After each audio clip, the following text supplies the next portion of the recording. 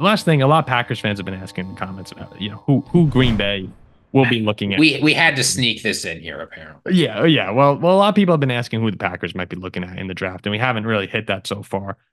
So personally, now this is where we could get into a little bit of an argument or disagreement here because Ziggy and I had one before the show started.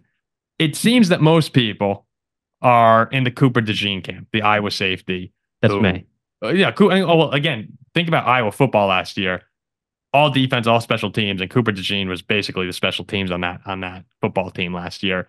Could play corner, could play slot, could play outside, could play safety. He's a punt returner, explosive punt returner. I mean, the guy can do it all and would fit nicely into the Packers system for next year. I think he's a pretty great pick if Green Bay's able to get him. I'm not sure he'll make it to 25. But it's not unreasonable. It's not unreasonable. So first off, if DeJean is on the board, is that who you would go with if you were the Packers? Yeah, that's what I'm taking. You pretty much nailed it, Paul. He could play in multiple ways. Kind of reminds me last year of what we saw with Brian Branch in Detroit. Mm-hmm. I think can be a similar impact here with Cooper DeJean in Green Bay. And Ziggy, you like if DeJean's on the board, is he that? Who's your number one guy for the Packers at 25? Would it be him? It's interesting, right? DeJean is. I've talked about this a little bit with some people I know here, but DeJean is one of the weirder corner prospects we've seen in a while. He's a really interesting guy, but I don't know. I think that there's a lot to like about him, but I worry using your first round pick on a guy who, positionless football is something people talk about a lot, right? And he reminds me of one of those guys. He's not the most explosive athlete, but he can play a lot of different positions. The thing is you want positionless play from your guys lower down the depth chart. And you want the guys at the top, right? Your stars to be people who are really, really good at a couple of things. And there's a chance that DeJean will be that guy, right? I mean, he's definitely got some athletic ability. Plays like a receiver at the cornerback position. He gets the ball a lot. He's a decent returner, though I don't think you're going to see much of that in the NFL. But I don't know. I worry about he had a tendency for penalties. I worry about the fact that his reaction speed is only medium. I don't know. I think there's a lot to like about this guy, but I'm not sure he's that slam dunk they think he is. I get what you're saying too. I'm trying to think. Oh, who is it? Simmons, the Cardinals pick. Was it Isaiah Simmons a few years ago? Yeah. That was but that was a different pick. No, different year. But I'm still saying like those guys who can kind of go all over the place. I see where you're coming from. Where it's sometimes jack of all trades. What's the end of that? Master of none. Like if you're going for a first round talent, someone who you really wanted to dominate a position, you like having a set position like that it's nice when you dominate your position. And I don't know. I'd be lying if I said I watched a ton of Iowa football this year, but it did seem like did anyone? Whenever they, no disrespect to he was. Yeah. Whenever they came on, it was DeJean normally making the play for them. Like he was half the offense on special teams, but it is a fair criticism potentially of just how good will he be at the next level when he was really just dominating in the Big Ten against Illinois and those teams. Hey, look, we're talking about corners, right? We're talking about defensive backs. I think DeJean and what's his name, Jair is a pretty solid duo who can cover against most. Yeah, I don't think it's a bad pick at all. But let's say DeJean is gone or that Green Bay goes over him. Kool-Aid. Where Ziggy and I were debating is I think the Packers, if not DeJean, are going to go along the offensive line and try and really iron out that unit. And Ziggy, you said you think it's ridiculous if they go Graham Barton, the Duke center, or Jackson Powers Johnson, the center/guard for Oregon. I look.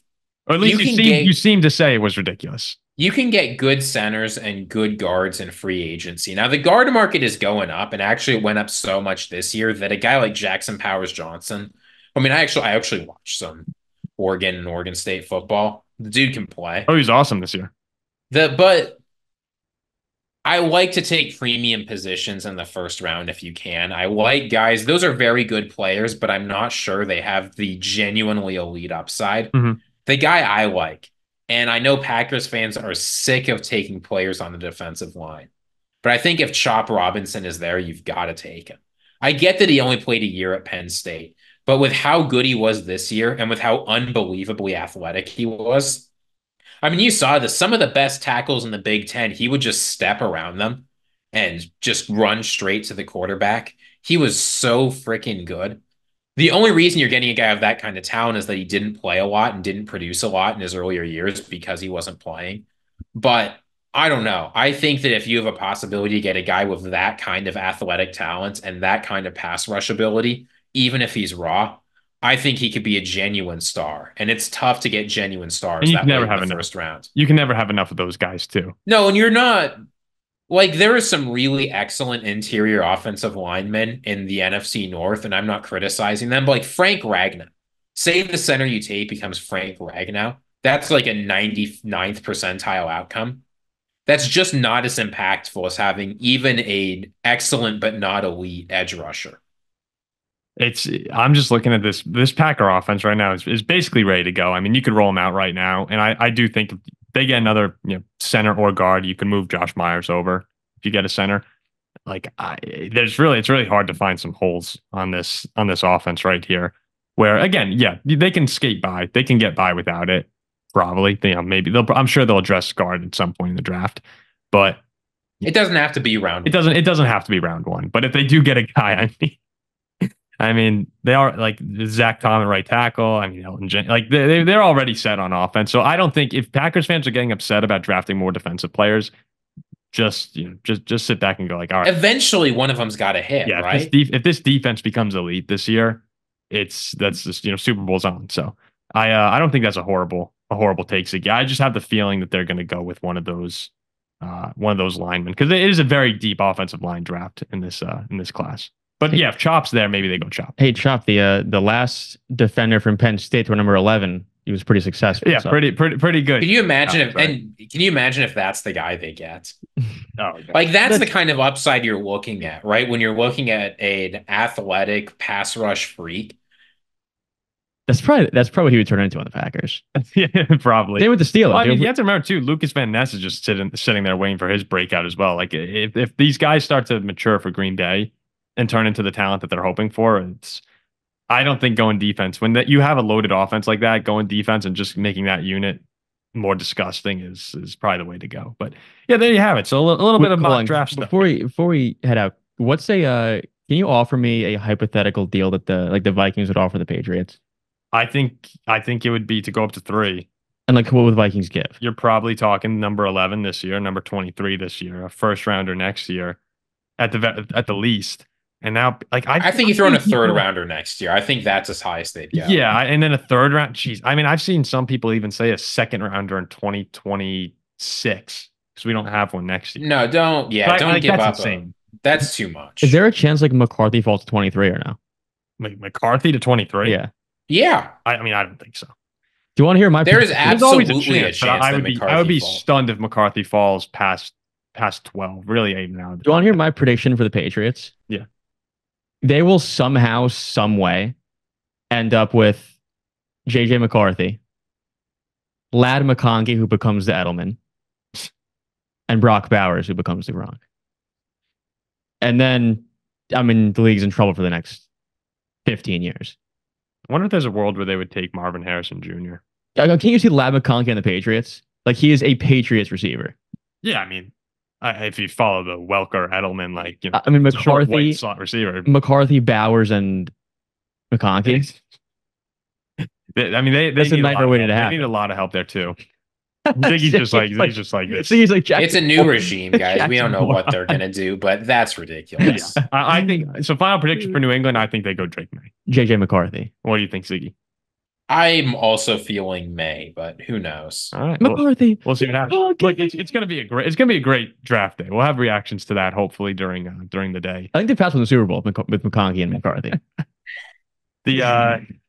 I can't wait to see the comment section for Jack's draft takes in this episode. No, I mean Jack is gonna get lit up. No. There will be more people than you think who agree with my takes. Watch. Okay, all right. We'll have to see. We'll see, man. The other strange people minds will come into play, and they'll. If you agree with Jack, you can scroll down to the comments right now and see if they're lighting him up. Leave him something positive. At least say like a good try, champ. Way to go, sport. You know what? The nice thing is after the draft comes, really, because even today, I mean, there's been some news on, we're recording on Monday night. There's been some news coming out, but really, like 2 weeks, it's been so quiet. And I'm just excited to have some news to talk about again. We'll see. Pirates baseball season, baby. Yeah, Pirates baseball is going on, but it'll be. I can't wait to have some picks, and some fan base is getting excited because it's getting a little stale for me this waiting game. So I can't wait for Thursday, and we'll have Ziggy on the ground in Denver reporting on all things Denver Broncos, Jack, all things Tennessee Titans, and I'll just be holding down the fort back at home here. So I'll be in my cowboy hat in Aldean's bar, monitoring the Titans picks. Well, Ziggy, good luck at the with your speech on Friday as well. Good luck, Ziggy. Thanks. Hopefully, we will probably have a Thursday episode, but just in case we don't, good luck with that. We'll see. I'm gonna do my best to record my audio so that maybe you can at least get a little listen in on what it's like when Ziggy talks about Mary Shepard. For any of the for any of the philosophy fans of the Paul Farrington show, they could tune. We've got more than I expected. We have a few who really know what they're talking. Well, actually, who am I to say? I don't know who knows what they're talking about, but it seems like we have a few who at least are inquisitive. So, we thank everyone again for listening. Please remember to like, comment, and subscribe to the channel. And just a couple more days, guys. A couple more days till draft time, and a lot of fun conversations to be had. We'll see you next time.